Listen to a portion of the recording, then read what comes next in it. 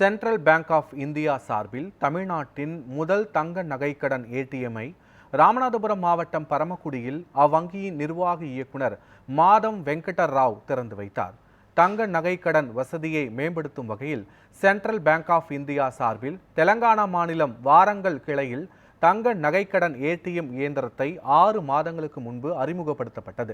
இதனைத் தொடர்ந்து தமிழ்நாட்டில் முதன்முறையாக ராமநாதபுரம் மாவட்டம் பரமக்குடியில் உள்ள சென்ட்ரல் பேங்க் ஆஃப் இந்தியா கிளையில் தங்க நகைக்கடன் ஏடிஎம் தொடங்கப்பட்டுள்ளது. இந்த இயந்திரத்தில் வாடிக்கையாளரின் செல் நம்பர், ஆதார் நம்பர் உள்ளிட்டவற்றை செலுத்திய பிறகு தங்க நகையை இயந்திரத்தின் ஒரு பகுதியில் வைத்தால் நகையின் மதிப்பு அறிவிக்கப்படும். அதன்பின் வாடிக்கையாளர் செலுத்திய நகைக்கு வழங்கப்படும் தொகையின் மதிப்பு திரையில் தெரிவிக்கப்படும்.